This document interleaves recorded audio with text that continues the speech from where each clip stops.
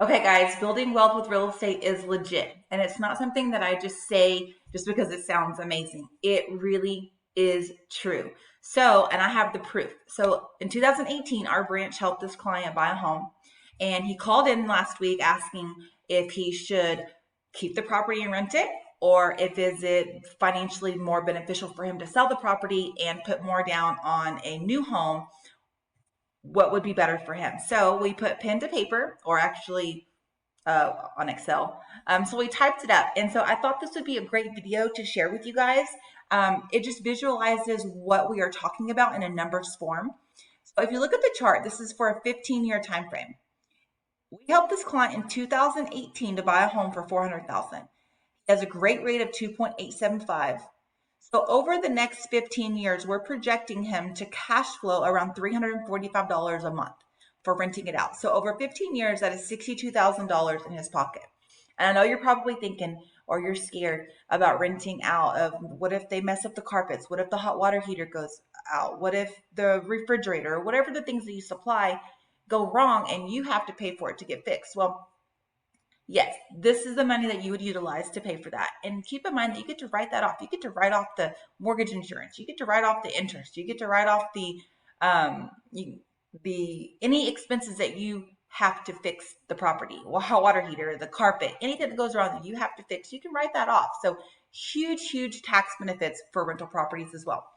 So I'm not even calculating this into the equity position. So just bear with me here. So if they keep the property, in 15 years, they're projected to have a $1.25 million home. That's the value. The loan balance is just a little over $220,000. So their equity in this home would be a little over $1 million. Okay, this is at a 5.5% appreciation rate. If they were to keep this property and buy another, they would buy a new property at $750,000. They would put 10% down at a rate doubled from what they currently have at a 5.88%. So in 15 years, this home would be projected to be worth $1.6 million with a loan balance of a little over $450,000. The equity position in this particular property would be 1.123. So combined total, you would have over $2 million in equity in 15 years just from having two properties. Now, let's go a little bit further. If they were to sell this property and buy this property, yes, they would have more equity to put down. So they would be putting down 35% at a 5.75% rate.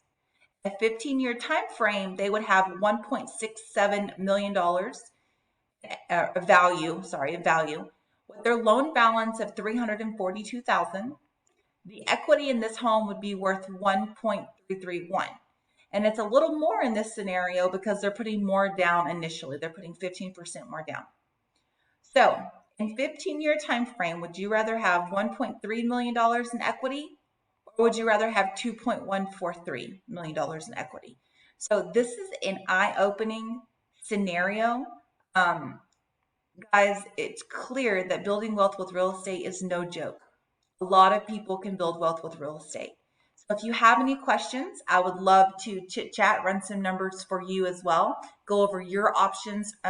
Either should you buy, should you sell? Now, selling the home is a benefit to some people. Maybe it must be necessary for you to sell that home. So I'm not saying it's a bad thing to sell your home.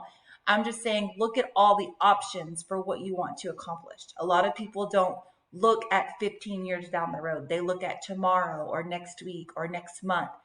I challenge you to look at 5 years down the road, 10 years, 15. Where do you see yourself? Are your kids going to be in college? Are you going to be grandparents? Are you going to be, empty nesters? Where do you want to be or see yourself?